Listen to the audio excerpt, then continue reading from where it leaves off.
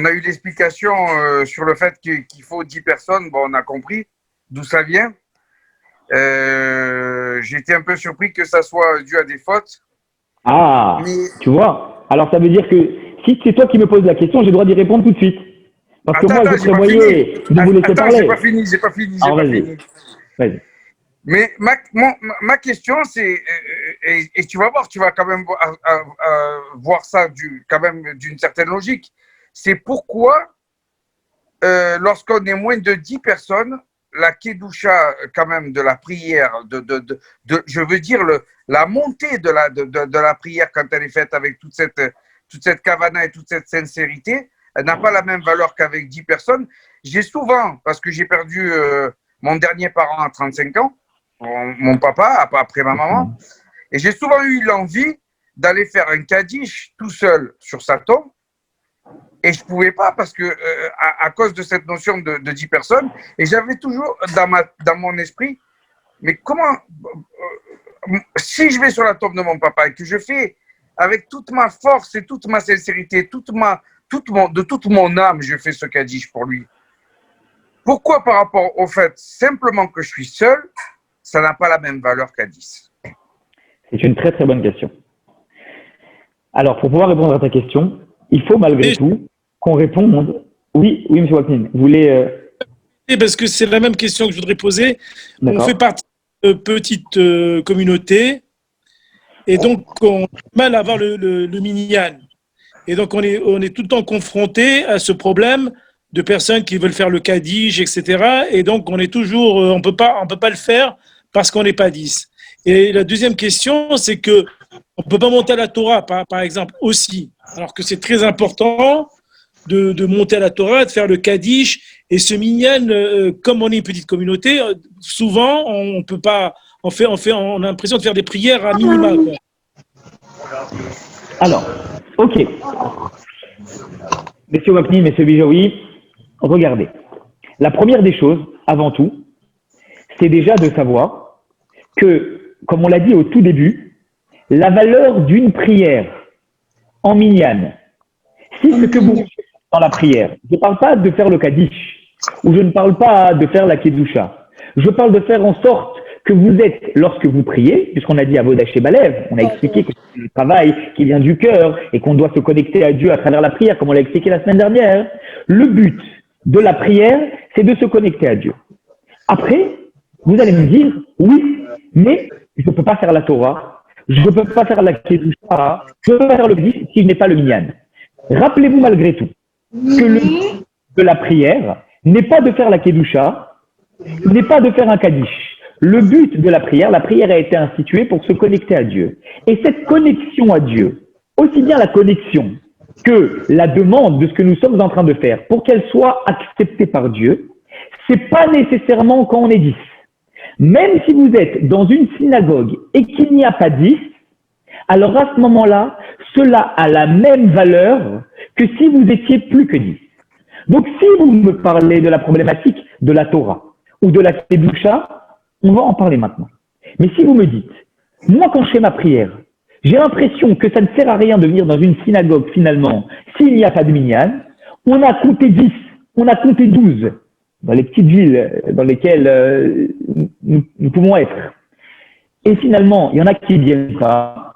À quoi ça sert que je me sois connecté? Il faudra rappeler aux personnes de la communauté que la valeur de la prière qu'ils vont faire pendant le moment où ils vont se retrouver, même si c'est à 8, même si c'est à 9, même si c'est à 1, bien qu'il y ait des niveaux intermédiaires à partir de 3 et après à partir de 10, eh bien, ça a la même valeur en termes de prière acceptée par Dieu que si nous étions 10. Encore plus si on avait compté qu'il y a un minyan et que finalement, malheureusement, on se retrouve à ce qu'il n'y a pas un minyan qui va être là. Mais au niveau de la prière, cela a exactement la même valeur. Elle est acceptée par Dieu de la même façon. Ça, c'est la première chose. D'accord? La deuxième chose, elle est effectivement… Je termine la réponse à cette question et après je vous écoute bien volontiers.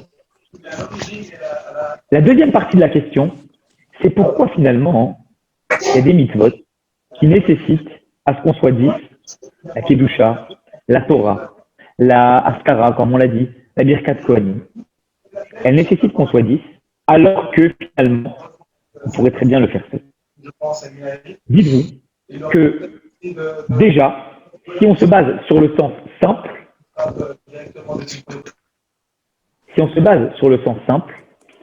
je me suis j'étais en train de mettre mon temps muet.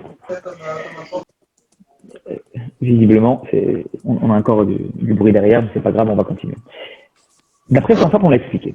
À chaque fois qu'il est marqué une mitzvah dans la Torah, où le terme d'assemblée est mentionné, puisque le terme d'assemblée, comme on l'a appris des explorateurs, symbolise 10 personnes, alors à ce moment-là, on doit accomplir cette mitzvah quand nous sommes 10 personnes. Maintenant, il y a des mitzvot qui ne sont pas directement mentionnés dans la Torah. La bénédiction des Kohanim, elle est mentionnée dans la Torah. Mais il y a certaines mitzvot qui ne sont pas mentionnées dans la Torah, directement, qui sont mentionnées par les sages. Le Kaddish, pourquoi il faudrait être 10? Alors pour ça, on va expliquer la notion, d'abord, de comprendre ensemble. Pourquoi je m'excuse un instant, parce que c'est très dérangeant, je pense que c'est dérangeant également pour vous. D'accord? Voilà. Ça a été mis en muet. Il faut qu'on comprenne ensemble d'abord d'où vient. Je vais juste faire sortir la personne qui à chaque fois se met en muet, je m'excuse. Hein. C'est un jeune enfant qui se met en muet à chaque fois et qui fait en sorte de déverrouiller. Alors voilà, maintenant on va pouvoir avancer.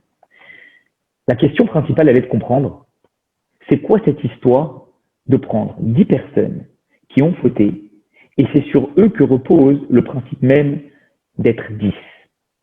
Déjà, comme dit la Mishnah dans Pirkei Avot, lorsque nous sommes 10, la Shrina Shrouya, la sainteté, Dieu réside parmi nous. Alors une personne seule, la sainteté réside avec lui, Dieu l'accompagne, il a sa neshama. Quand on est 3, on a également la possibilité de pouvoir faire résider la Shrina. Pourquoi? Parce que quand on est 3, il y a toujours une majorité qui va pencher vers le bon côté. Parce que quand on est un nombre impair, il y a toujours une majorité d'un côté ou de l'autre. Donc, on considère que la Shrina, elle va résider aussi. Maintenant, quand on est 10, c'est le niveau ultime de la Shrina. C'est le moment où Dieu il peut descendre. Ce qui fait que dans certains cas, il y a certaines mitzvot qui sont tellement importantes qu'elles nécessitent la présence d'une Shrina de Dieu de façon particulière. Même si Dieu, il est à nos côtés à chaque instant, dans le cadre de certains commandements, de certaines injonctions, il est nécessaire d'avoir une présence divine qui va descendre encore plus en nous pour pouvoir résider en nous et élever ce que nous sommes en train de faire. Pourquoi? Vous vous rendez compte? On est en train de parler des Méraglim, les gens qui ont fauté, les gens qui ont fait en sorte que malgré tout, le peuple juif est resté 38 ans dans le désert supplémentaire, à tourner, à attendre chaque Tisha B'Av. Ils étaient en train de creuser leur tombe. Il y en a qui parfois partaient, il y en a qui parfois restaient réveillés, et donc ils savaient que c'était remis à l'année d'après, et c'était une période qui était très difficile pour le peuple juif. Finalement, on est en train de dire que le principe même de l'importance de faire résider la Shrina, de faire résider Dieu en nous, dépend de quoi? Dépend des personnes qui ont causé à ce que le peuple juif est resté des années et des années en plus dans le désert, à tourner. Comment c'est possible d'apprendre de là? On n'aurait pas pu apprendre d'autre chose. Alors le rabbi, il explique quelque chose de fondamental. Au premier abord, on a souvent l'impression que des personnes, elles commettent un certain nombre de fautes. Mais si on essaye de creuser un petit peu plus, on se rend compte que finalement, si, au premier abord, cela paraît être une faute, lorsque nous sommes en train de parler de personnes qui étaient des tzadikim, qui étaient des justes, parce que jamais Moshe Rabbeinu aurait pris sur lui la responsabilité de prendre et d'envoyer des explorateurs, si c'était des gens qui n'étaient pas des tzadikim, bien qu'il a pris la responsabilité de le faire, et qu'effectivement Dieu lui a dit Shlach lecha, c'est toi qui prends la responsabilité, etc. Cela n'empêche, Moshe Rabbeinu, il a pris cette responsabilité. Moshe Rabbeinu, il aurait envoyé des gens qui n'étaient pas des tzadikim. Ça veut donc dire que finalement, au départ de la chose, nous sommes en train de parler de personnes qui sont des justes. La question est de comprendre si ce sont des justes. Comment ils ont pu en arriver à fauter? Et qu'au final, parce qu'ils ont fauté et qu'ils sont appelés une assemblée de 10, eh bien, on apprend le minyan de ça. Vous savez, ces personnes venaient de passer des années dans le désert. Dans le désert, elles avaient les habits qui grandissaient avec eux. Elles avaient la manne qui tombait du ciel, le pain céleste.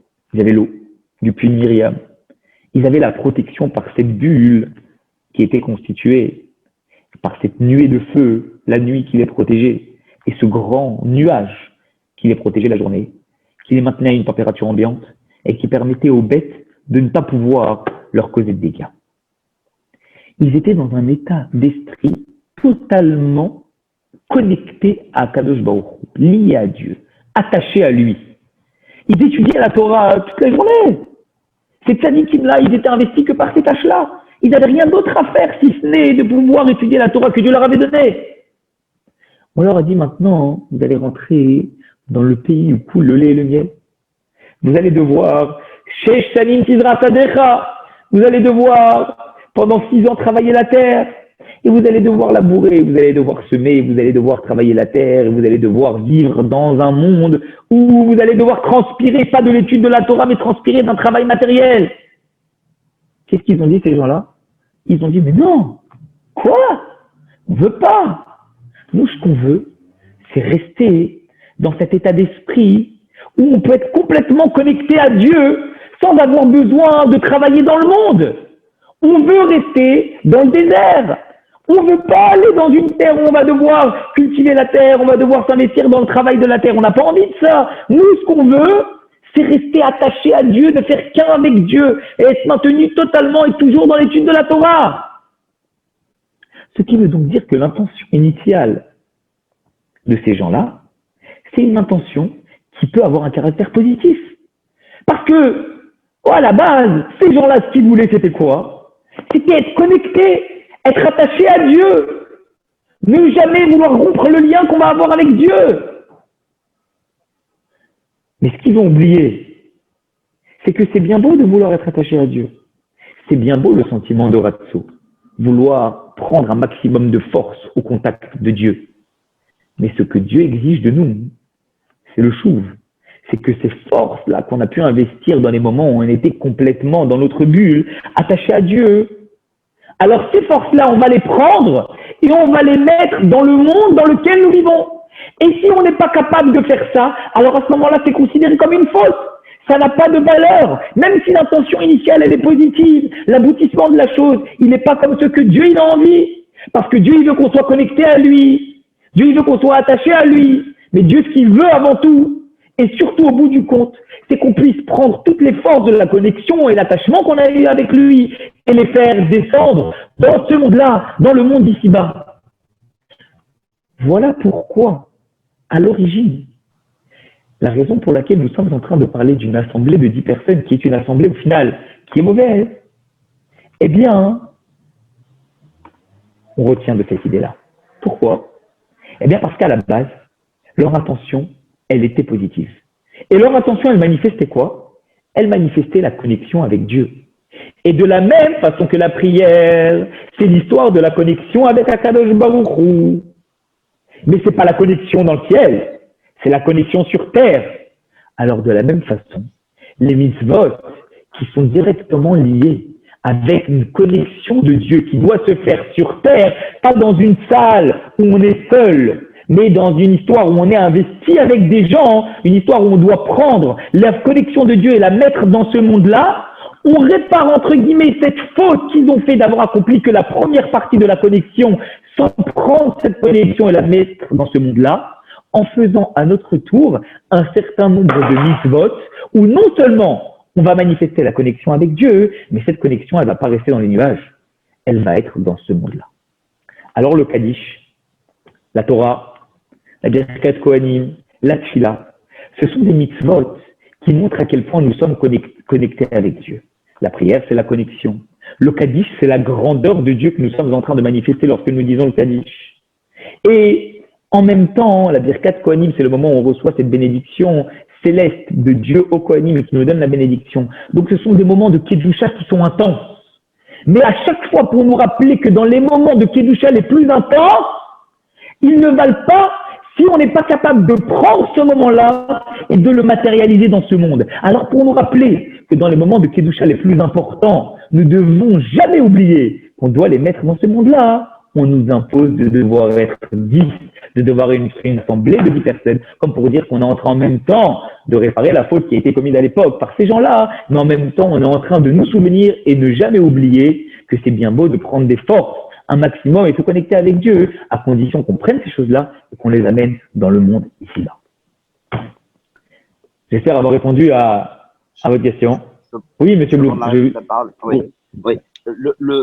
Moi, il me semble quand même que le 10, au-delà de, effectivement, les 10 de l'Assemblée de Korach, le 10, c'est quand même un nombre qui est très transcendant dans la Torah. 10 paroles créatrices, les 10 personnes, les 10 tzadikim qu'il fallait pour sauver Sodome et Gomorrhe, les 10 générations entre Adam et Noach, les générations entre Noach et Abraham, les 10 de l'Assemblée de, etc. Donc, c'est-à-dire que le 10, à mon avis, les 10 séphirotes, 10, c'est un nombre... Les 10 forces à Nefesh, les 10 forces de l'âme.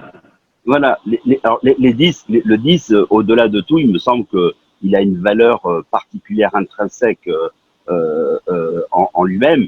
Et donc, je comprends très bien que s'il y a 10 qui ont fauté, il faut qu'il y ait 10 qui corrigent. Donc, c'est une sorte de tikkun qui doit être fait. Si la faute vient de 10, il faut que la réparation vienne de 10. C'est, voilà, bon. Oui, mais moi, c'était... Michael, c'était concernant l'élévation de l'âme que ça me posait problème. C'est-à-dire que quand on ne peut pas faire le Kaddish pour une âme, il n'y a pas d'élévation possible. Alors, oui, mais le Kaddish... Allez-y, monsieur Blum. Le Kaddish, c'est pas une prière des morts, c'est une prière pour Hachem. Et donc, exactement. C'est pas et tu peux faire avec ta kavana tout ce que tu veux au cimetière devant le kéver de la personne et comment dire la norme, la forme, c'est qu'il faut qu'il y ait 10 pour faire un kaddish, mais c'est pas parce que tu dis un kaddish, tu dis pas un kaddish que toi tu déverses pas ta kavana dans la prière, quoi. Richard, j'ai une question à te poser. Imagine maintenant, tu accueilles chez toi à la maison, d'accord, un chef d'État, d'accord, et tu vas faire un discours. Tu vas l'accueillir en tête à tête, peut-être à un moment où tu vas pouvoir profiter.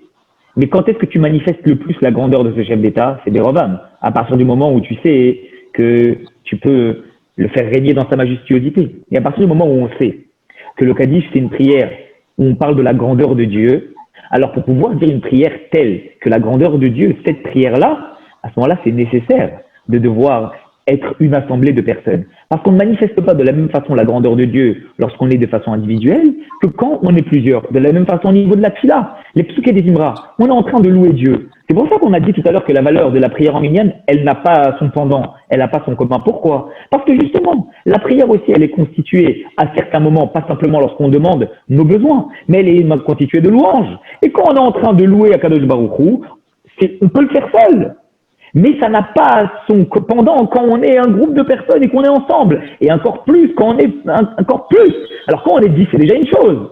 Mais quand on est 20, 30, 40, 100, de Rovam, les mitzvot, on les fait, on est un certain nombre. La Brit Mila, par exemple. Vous savez que la Brit Mila, il y a une discussion parce que d'un côté, c'est marqué Zrizin Magdimin. C'est marqué que il faut être zélé lorsqu'on fait les mitzvot. On l'a dit tout à l'heure, quelqu'un qui va à la synagogue, il doit manifester du zèle, il doit se dépêcher pour arriver vers la synagogue. Mais, et donc, on pourrait penser que l'essentiel dans une Brit Mila, c'est quoi? C'est de faire la Brit Mila à quel moment? Le matin, le plus tôt. Nous disent les décisionnaires à l'Afrique.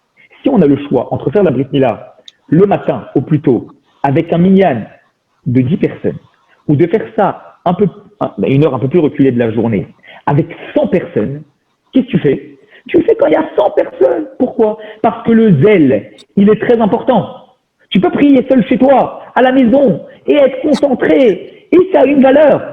Mais ça n'a pas la même valeur que quand on est en train de manifester la grandeur de Dieu pendant une prière, ou manifester, faire une mitzvah, quand on est un groupe encore plus important de personnes.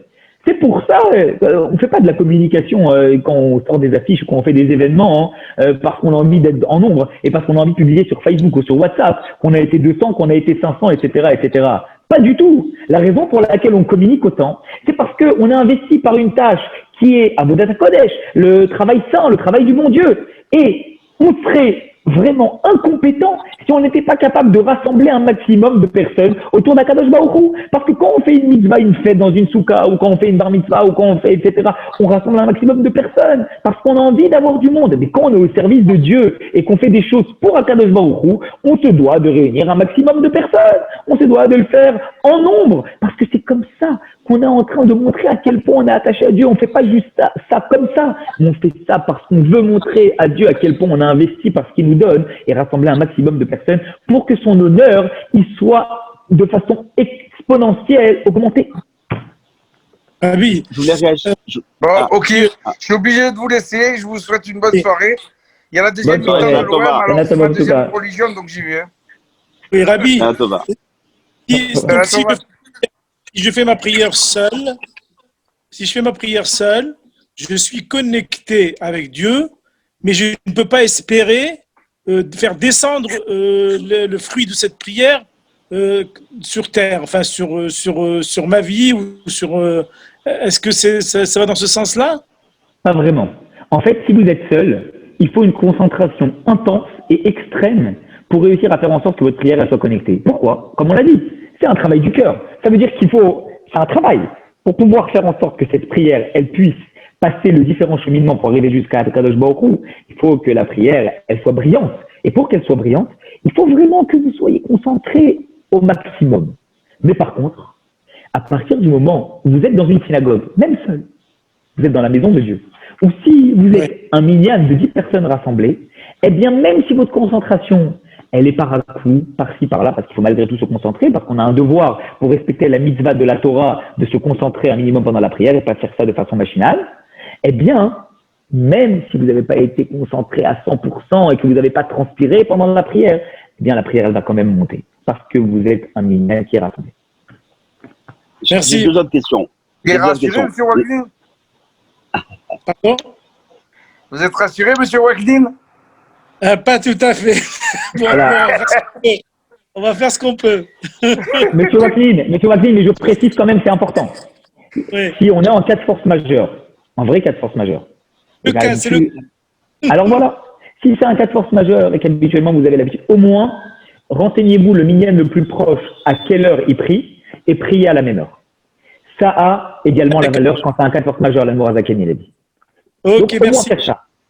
Alors, une bonne C'est vrai qu'il faut être honnête que le fait de sortir de chez soi, notamment tôt le matin, et de partir et d'aller faire la prière à la synagogue, ben ça donne une autre valeur, il faut être honnête, il faut dire la vérité. C'est pas la même chose que de le faire seul à la maison, à l'heure qu'on a envie, voilà. Pourquoi? Parce qu'il a dit tout à l'heure, M. Blum, il a dit que le 10, c'est aussi beaucoup de choses. Le 10, c'est aussi les 10 forces de l'âme. Parce que quand tu es chez toi à la maison, tu travailles avec tes 10 forces de l'âme, mais quand tu es dans un minyan, tu travailles pas qu'avec tes 10 forces de l'âme à toi. Tu travailles aussi avec les 10 forces de l'âme des personnes. Et la vérité, elle est que ça manifeste chez les gens. Quand tu es dans une synagogue et que tu vois des gens, que Dieu nous en préserve, qui sont pas concentrés, alors ça peut aussi, toi aussi, tu peux te laisser embarquer. Mais quand tu es dans une synagogue et que tu regardes autour de toi que tous les gens, ils sont à fond, ils sont en train de prier, ils sont dans les inanimes, ils sont vraiment connectés à Dieu. Tu te sens aussi porté par ce mouvement, par cette prière, et tu as envie de faire la même chose, et tu as envie d'être ajouté. Pourquoi? Parce que les forces de l'âme de chacune des personnes qui présentent avec toi, elles n'ont pas une influence que sur eux-mêmes, elles ont une influence sur chaque personne ici présente à l'intérieur de la synagogue. Donc tu es boosté, tu es motivé pour pouvoir en faire encore. Alors j'ai donc deux questions. Monsieur Blum, on vous écoute. Richard, ou plutôt interrogation. On va écouter Monsieur Blum. La première des deux, c'est, vous avez dit que les Bnei Israël quand ils étaient dans le Midbar. Donc, qu'est-ce qu'ils voulaient? Ils voulaient pas rentrer en Eretz Israël parce qu'ils voulaient rester, etc., etc. Enfin, mais ça, c'est une vision idéale de la chose quand même. Parce que le Chet HaEgel, c'est pas parce qu'ils veulent être attachés à Hachem. L'assemblée de Korach, ils se sont quand même révoltés contre le leadership de Moshe et de Aaron, alors que c'est Hachem qui avait décidé que c'était Moshe qui devait être le roi et Aaron qui devait être le Kohen Gadol. Ensuite, c'est les nombres de fois avec Dathan et Aviram, combien de fois ils ont râlé, on veut rentrer en Égypte, etc. C'est pas non plus un attachement à Hachem qui est tellement fort. Donc, il y a quand même pas mal de contre-exemples dans le texte, dans le Chumash, ou au Pshat en tout cas, c'est indéniable que leur attachement il n'était pas si fort que ça, quoi. Hein. Et même à la fin de l'histoire, parce que là je raconte des histoires qui sont passées dans les premières années. Et la 39e année, Chokat, Moshe va s'appeler comment? Morim, rebelle. Donc c'est-à-dire que il dit au Bnei Israël, aux enfants de ceux qui sont la génération d'après, il leur dit, vous êtes des rebelles. Morim, voulez-vous que je fasse sortir de l'eau de ce rocher? Donc l'attachement à Hachem, oui et non. Alors, Monsieur Blum, permettez-moi, je vais reprendre chacun des points, d'accord, et essayer de trouver une circonstance atténuante dans chacun desquels vous avez cité, mais si ça prendrait des heures de débattre. Donc, avec grand plaisir, sûr. on peut débattre, on débattra en privé si d'autres personnes veulent qu'on fasse un zoom extérieur et qu'on débatte en privé de ça, avec grand plaisir. Mais je vais essayer de répondre brièvement et trouver la circonstance atténuante évoquée par le Rabbi et par la Chassidoute sur chacun des points que vous avez évoqués. Vous avez parlé du Chet HaEgel. Je mets de côté pour l'instant. Je mets le Chet HaEgel de côté parce que c'est un autre cas de figure. Vous avez parlé de Korach. Circonstance atténuante dans Korach, ils ont voulu être saints, le Rabbi nous dit. Ça veut dire que d'une certaine façon, eux, effectivement, ils ont remis en cause le leadership de Moshe, mais pourquoi? En disant, pourquoi c'est toi qui es saint et nous, on ne peut pas aussi être saint. Ça veut dire que d'une certaine façon, ils ont voulu, à la base, ça part d'un sentiment qui est positif, mais la forme, elle est mauvaise au point que ça devient négatif. Et dans chaque cas de figure, c'est comme ça. Ils remettent en question Hachem, l'addition d'Hachem. C'est Hachem qui a proposé. Exactement. À la fin, ça sort mal. Mais si vous voulez, il y a une circonstance atténuante qui fait que, d'une certaine façon, au départ, ils ont voulu être saints. Est-ce qu'on va reprocher à quelqu'un de vouloir se rapprocher de Dieu? Il veut devenir saint. Ah, ils l'ont mal fait. Parce qu'en voulant se rapprocher de Dieu, en voulant se rapprocher de Dieu, ils ont pensé qu'ils pouvaient remettre en cause une décision qui avait été prise par Dieu. Ça marche pas comme ça. C'est pas parce que ton sentiment, toi, il se manifeste par un désir profond de vouloir te rapprocher de Dieu que ça va dépasser les demandes de Dieu. Donc c'est évident que quand nous, on a un sentiment on a l'impression de se dirige totalement vers Dieu, il faut d'abord s'assurer, est-ce qu'il rentre dans le cadre de la halakha? Est-ce que malgré tout, je ne dépasse pas le cadre de ce que Dieu exige de moi? Ça, c'est l'erreur des gens de Korach. Deuxièmement, Dathan et Aviram. Dathan et Aviram, vous savez que le il y a tous les épisodes où il y a pas, avec les eaux amères, vous avez fait venir dans ce désert pour mourir. Pourquoi, où sont les pauvres, où manger les poissons, le persil, etc. J'en parle après vous me parlez des rebelles, après j'en parle. J'arrive après. D'accord? Mais d'abord, vous avez parlé de Dathan et Aviram. Dathan et Aviram. Vous savez que Dathan et Aviram, à chaque fois, le Rabbi dans une hara, dans une sikha, le Rabbi il amène un commentaire et il dit que Dathan et Aviram, ils ont quand même un mérite. C'est quoi le mérite de Dathan et Aviram? Vous savez que Dathan et Aviram, c'était les policiers en chef en Égypte qui surveillaient le travail des Béné Israël. À tel point que quand Pharaon, il demandait à Dathan et Aviram, qui étaient les policiers qui devaient lui rapporter le travail fait par les enfants d'Israël quand ils étaient en esclavage, il leur demandait, alors le travail qui a été fait aujourd'hui? Dathan et Aviram, il disait, exceptionnel. Pharaon, il allait sur place, il voyait que le travail n'était pas fait, et il demandait aux gardes de frapper Dathan et Aviram, et il restait malgré tout. Ça veut dire qu'en fait, Dathan et Aviram, ok, oui, ils ont cherché à se révolter, et ils ont levé la main l'un sur l'autre, etc. Mais ils ont failli dénoncer Moshe. Ils ont failli dénoncer Moshe. C'est celui qui ont vu Moshe. Oui, je suis d'accord. C'est quoi le sentiment positif à l'origine? C'est un investissement total pour le peuple juif. Ils ont pensé remettre en cause Moïse parce qu'ils pensaient que le peuple juif il était déjà dans une situation assez compliquée et ils voulaient pas qu'on leur fasse de faux espoirs. À chaque fois qu'ils sont arrivés, ils ont défendu un ensemble de personnes. Ils se sont jamais défendus eux-mêmes. Pourquoi? Parce que c'était des gens qui étaient investis pour le clan d'Israël, des gens qui étaient investis mal. Parce qu'encore une fois, ça part d'un bon sentiment. C'est un sentiment qui est bon à la base, à l'origine, parce qu'ils sont investis pour le peuple juif. Ils pensent qu'ils font la chose bien, parce qu'ils pensent qu'ils sont portés par le mouvement du peuple juif, mais ils le font mal parce qu'en même temps, ils remettent en cause des décisions qui ont été prises par Dieu. Après, vous m'avez parlé de Mamri Maïten. Vous m'avez parlé du fait que c'était des révoltés. Il y a un principe dans la Torah qui dit que Tzibour et Inomet. Ça veut dire quoi Tzibour et Inomet? Ça veut dire qu'une communauté ne meurt jamais. À tel point qu'à l'époque du premier temple, il est écrit que Ezra a souffert à la destruction du premier temple. Le peuple juif là-bas, le Tzibour, la communauté, elle a fait Avodah Zara entièrement. Donc il devait apporter à la base un sacrifice. Le problème, c'est qu'il y a eu l'exil. Et quand le deuxième temple a été construit, qu'est-ce qu'il a demandé? Il a demandé à ceux qui étaient revenus d'exil d'apporter un sacrifice. Pourquoi? Parce que les gens, à l'époque du premier temple, ils avaient fait Avodah Zara, donc ils devaient apporter un sacrifice. Et on dit, mais ça veut dire quoi? On va apporter un sacrifice? C'est pas nous. Il y a eu déjà un certain nombre d'années qui étaient passées. C'est eux qui devaient apporter un sacrifice. Nous, on n'est pas responsables de ce qu'ils ont fait. Tzibour et Inomet. La valeur de communauté, de génération en génération, elle est pérennisée. Ce qui veut dire qu'une faute commise par la génération précédente, s'ils n'ont pas fait eux teshuva, eh bien, c'est à la génération qui va venir après de faire la teshuva. Voilà pourquoi Chizkiyahu, il leur a demandé d'apporter un sacrifice. Parce qu'il leur a dit peut-être que eux ils ont fait une faute, mais comme vous êtes la génération qui vient juste après, eux ne pouvaient pas apporter de sacrifice puisqu'il n'y avait pas de temple. Vous, maintenant qu'il y a le deuxième temple, vous pouvez apporter un sacrifice. Vous allez apporter un sacrifice justement pour pouvoir réparer la faute qui a été faite.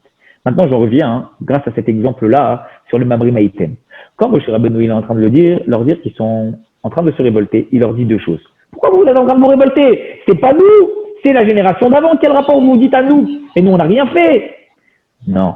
Vous pouvez pas dire que c'est eux. Pourquoi vous êtes en train, Moshe Rabbeinu, de nous parler à nous comme si c'était nous qui avions fait la faute du veau d'or? Tout le Sefer Dvarim, Moshe Rabbeinu, il est en train de s'adresser à la génération qui va rentrer dans le désert. Le passage qui est clair, il dit Morim en s'adressant à eux, il leur dit rebelles, vous êtes rebelles, vous voulez aussi que je tape ce rocher, et que de ce rocher sorte de l'eau, il le frappe et une goutte tombe, etc. On connaît toute l'histoire. Donc ce qui veut dire qu'il a traité, qu'est-ce qui a fait rebelle? Pas la génération d'avant, la génération des 40 ans après. Mais Michael, on vient de dire qu'il n'y a aucune distinction dans la Torah entre la génération A et la génération B. Aucune distinction. Nous sommes la continuité exacte de la génération qui était juste avant nous. Si on avait dit à eux, on leur avait dit vous, on est inclus dans le vous, et nos enfants seront inclus dans le vous si on ne répare pas la faute. Comme Moshe Rabbeinu, il est en train de dire Mamri Maïten, il n'est pas, et pas que ça, mais à chaque fois, pas que sur ce point-là, à chaque fois qu'il s'adresse à cette génération dans tout le Sefer Dvarim, il leur dit plein de choses qui ne les concernent pas à eux directement. Alors, il y a une explication qui dit oui, mais c'est en fait pour qu'ils prennent conscience des erreurs qui ont été faites et pour ne pas qu'ils les commettent à leur tour. Mais la deuxième explication, un peu plus profonde que le Rabbi donne, il dit qu'on a en fait une responsabilité sur ce qu'ils ont commis. En fait, vous avez une responsabilité. Si eux, ils sont révoltés, ne pensez pas que vous êtes à l'abri de cette révolte. Ne pensez pas que vous êtes exemptés. Parce que cette révolte, ils ont peut-être été punis, mais si l'esprit de révolte, il était resté, vous êtes la continuité directe de cette génération, et cet esprit, il peut aussi vous continuer. Maintenant, le Chet HaEgel, c'est autre chose. Parler du veau d'or. On ne va pas rentrer dans les détails, parce que c'est encore plus compliqué que toutes les autres notions qu'on a évoquées. Mais il ne faut pas oublier une chose. La faute du veau d'or, elle est considérée, d'accord, comme une épreuve, d'accord, que Dieu a mis sur le chemin du peuple juif. Pourquoi? Parce que c'est très fort. Rabbi nous explique que la faute du veau d'or, on pourrait penser qu'en fait, eh bien, ils ont eu une faute et finalement, ils doivent être punis, ils vont alors regretter ici et ça. Mais dans beaucoup d'épreuves que Dieu met sur notre route, il nous met des épreuves. Pourquoi? Parce que sans ces épreuves-là, on ne pourrait pas faire teshuva. On ne se sentirait pas cassé par rapport à ce qu'on a fait et on ne pourrait pas faire teshuva. À tel point par rapport à Rosh Hashanah, que vous savez que Rosh Hashanah c'est Rosh Chodesh, et pourtant on ne parle pas de Rosh Chodesh dans Rosh Hashanah à aucun moment. À tel point que Rosh Hashanah, la veille de Rosh Hashanah, on pourrait sonner le shofar, mais on ne sonne pas le shofar. Et une explication, c'est de dire quoi? C'est de dire finalement, on ne sonne pas le shofar, on ne lit pas Rosh Chodesh. Pourquoi? Pour embrouiller le Satan. On peut aller encore plus loin. Le Satan, il est bête. On va l'embrouiller chaque année, on lui fait le même coup. Ça fait 3000 ans qu'on l'embrouille, hein. Il n'a pas compris encore. Ça fait 3000 ans qu'on l'embrouille. Alors le Rabbi, il explique quelque chose de sensationnel. Le Rabbi nous dit en fait, on peut répondre de plusieurs façons. Mais on va cibler le point qui est en relation directe avec l'explication du Chet HaEgel qu'on est en train de donner. Le fait qu'un être humain, parfois, il ne fasse pas certaines choses, que Dieu lui demande de ne pas faire certaines choses, et qu'il va se dire que la raison pour laquelle il ne les fait pas, c'est parce qu'il va embrouiller comme ça le Satan, de ça même il va se sentir mal. Parce que quand vous êtes en mesure de pouvoir faire une chose et qu'on vous dit ne le fais pas, au fond de vous-même, vous ne vous sentez pas bien. Vous dites, mais pourquoi on m'empêche de faire cette chose-là? Pourquoi on t'empêche? Parce que tu as le jour de Rosh Hashanah qui va arriver Et le jour de Rosh Hashanah, il est tellement primordial que ce qu'on veut, c'est que le Satan ne puisse pas rentrer. Ça veut dire qu'on est capable, Dieu il est capable de me dire de ne pas faire certaines choses, alors qu'à la base il aurait voulu que je les fasse. Pourquoi? Pour justement que je puisse arriver le jour de Rosh Hashanah sans avoir d'accusateur sur moi. Alors une personne, elle se remet en question. Ça veut dire que quand une personne, elle est éprouvée, ou quand une personne, on l'empêche de faire certaines choses qui pourraient plaire à Dieu, elle sent en elle le besoin, la nécessité, la gêne de ne pas être en mesure, de ne pas pouvoir faire une chose que Dieu pourrait lui demander à la base de faire. Et donc, ça le casse au fond de lui. Il se dit, il faut que je fasse teshuva.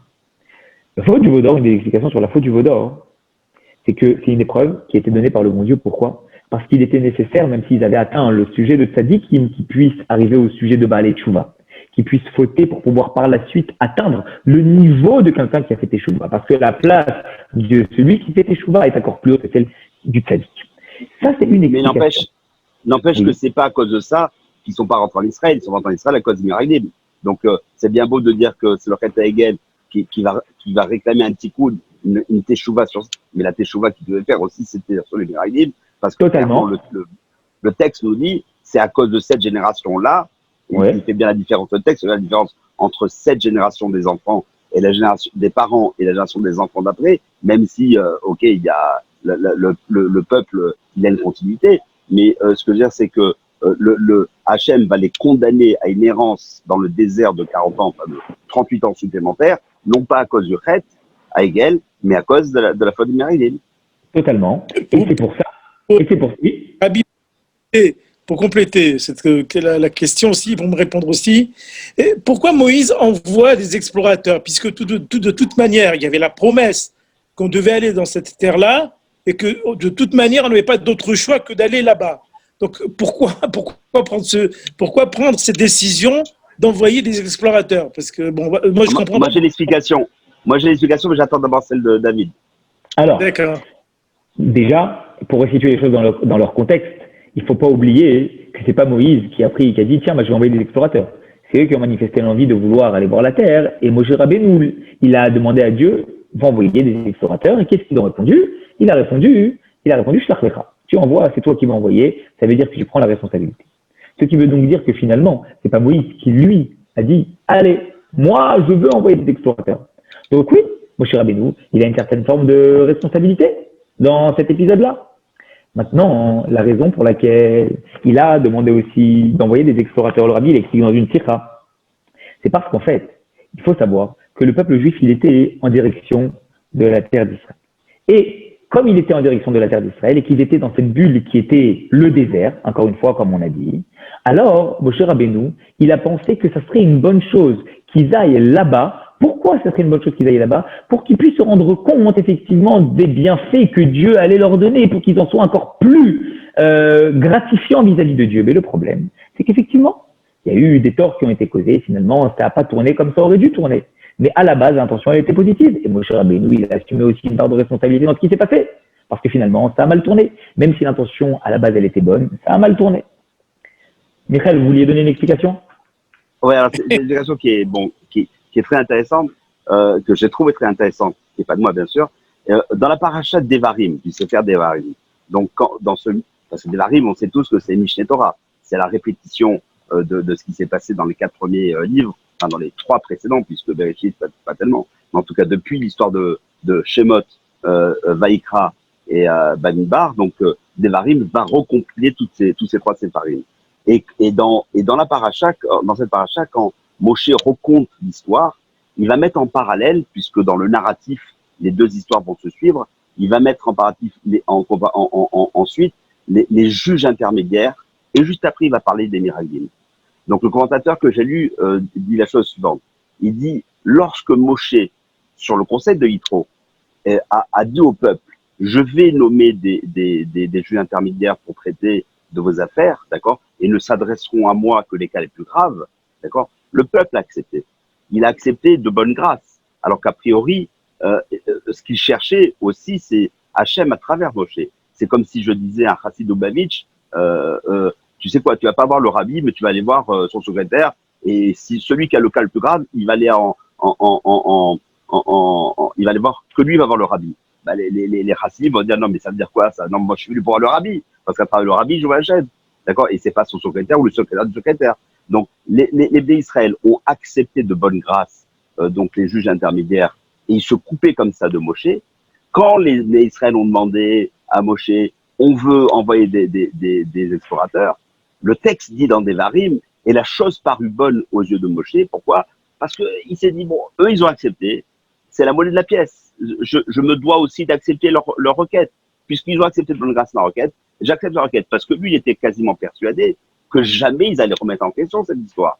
Donc, bon, il a quand même changé le nom de Oshéa pour lui donner une lettre du nom divin. Il savait que Caleb était quelqu'un de très recommandable. Mais malgré tout, il a accepté parce qu'il se devait d'accepter, comme les Bnei Israël avaient accepté ce que Yitro avait demandé, avait suggéré à Moshe. Et juste, si je peux... Oui, mais aussi qui dit que dans la mission de Moïse, un des buts qu'il avait aussi, c'était d'enseigner et de faire aimer la terre d'Israël aux Hébreux. Et que l'histoire des explorateurs est un échec. Il n'a pas su transmettre cet amour de la terre d'Israël aux Hébreux. Et il y a un commentaire qui dit que c'est une des raisons pour laquelle aussi il n'est pas rentré en terre d'Israël. Enfin bon, voilà.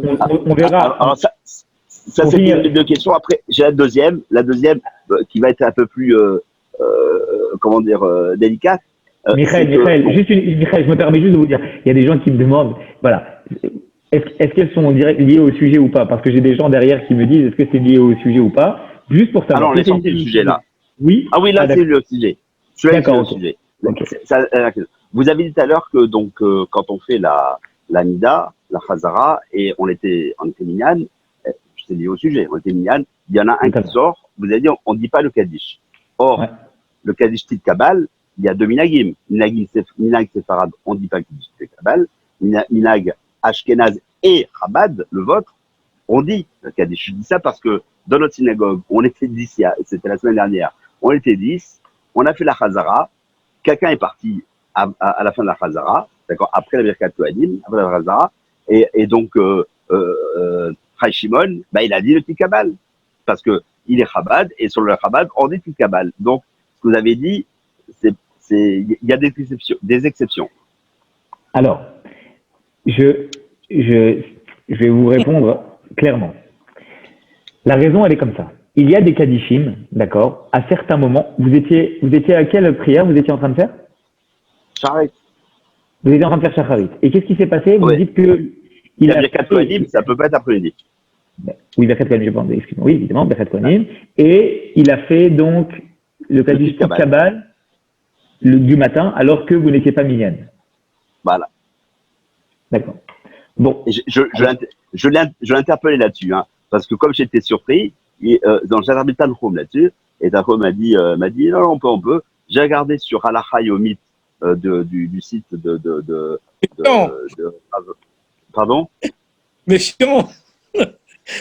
Vous êtes méfiant.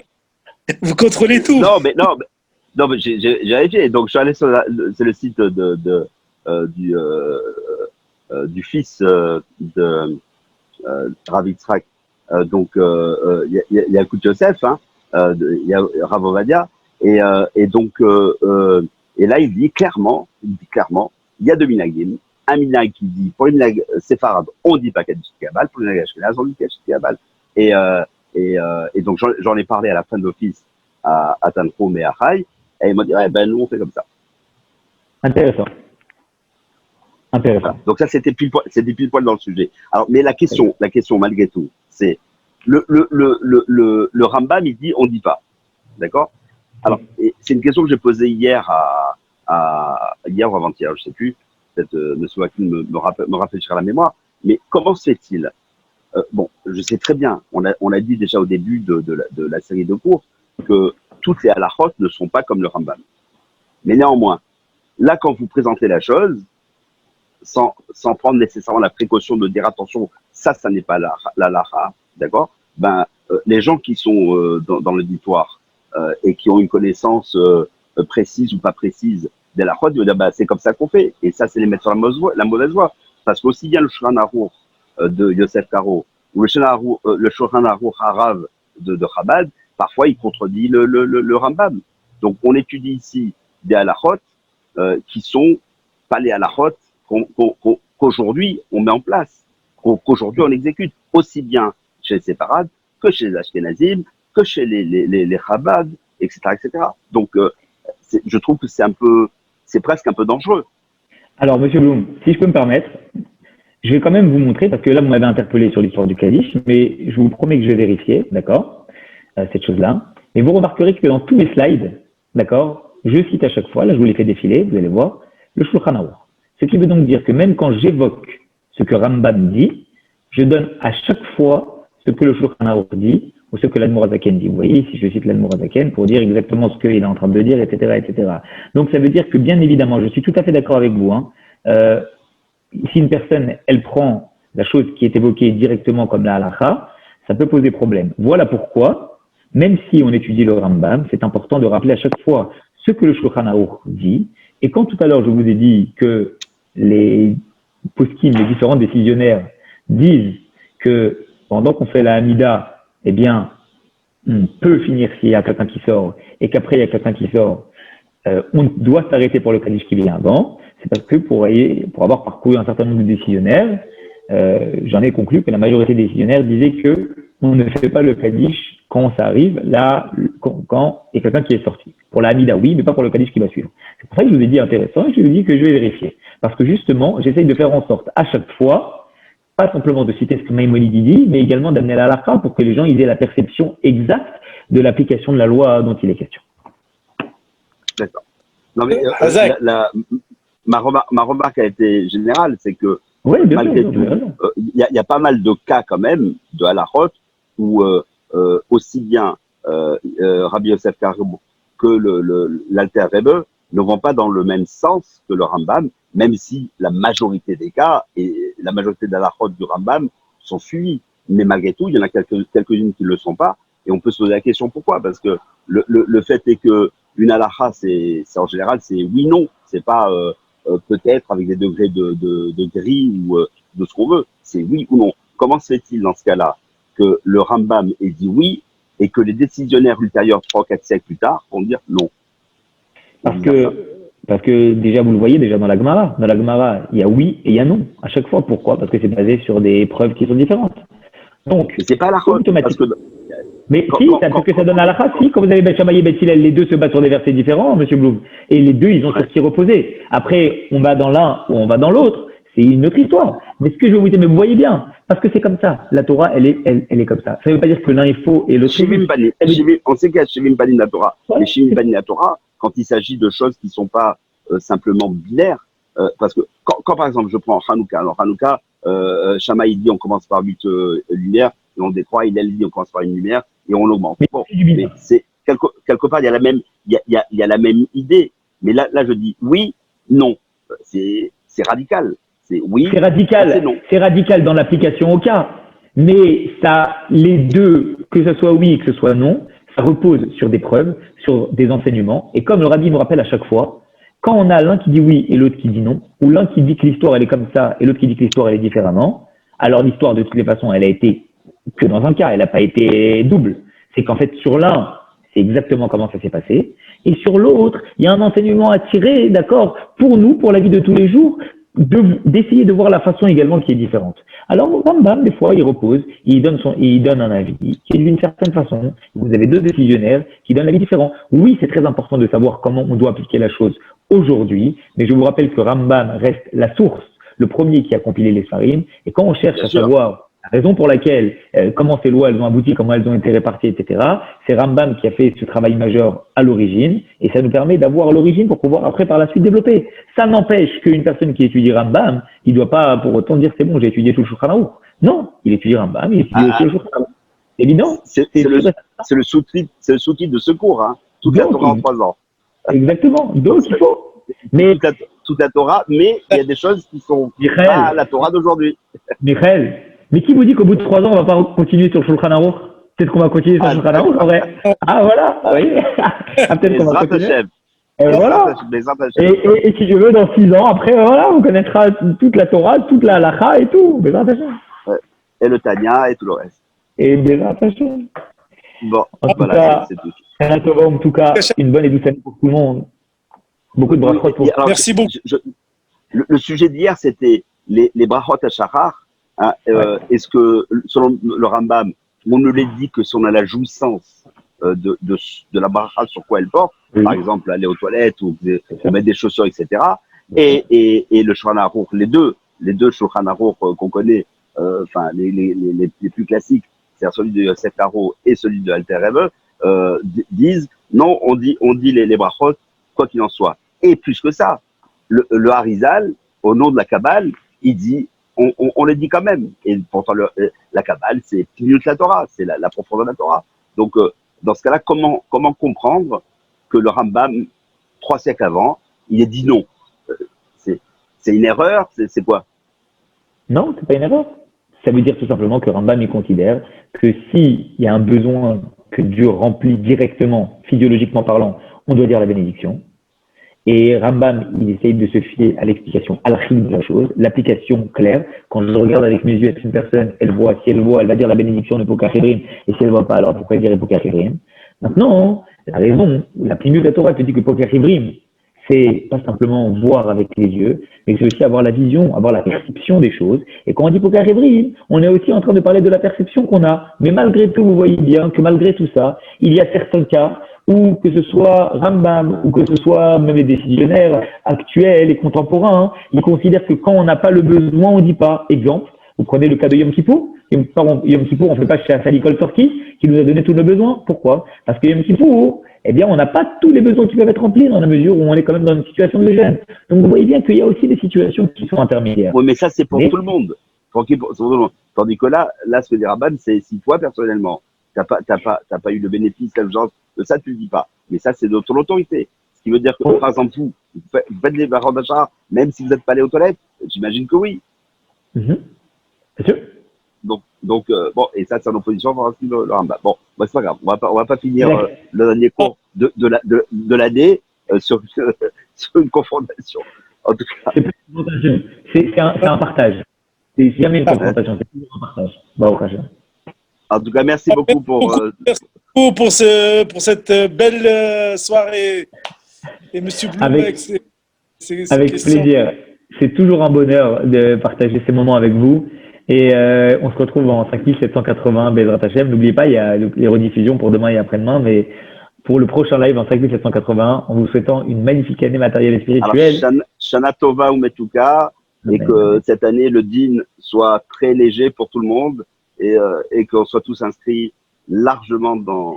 Que le réel soit le potentiel. Que le réel soit le potentiel. Exactement. Et merci à vous pour les cours. Hein. Avec plaisir, c'est un bonheur. Des bonnes nouvelles, Shana Tova en tout cas, à tout le monde. Bonsoir, monsieur Akmin. Merci Toboul. Shana Tova, Kol Tov, le Koulam. Au revoir à tout le monde.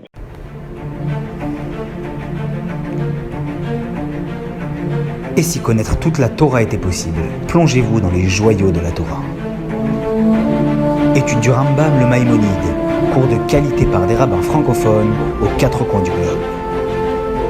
Un chapitre chaque jour, à raison de 20 minutes, pour finir en moins de 3 ans l'apprentissage de la Torah.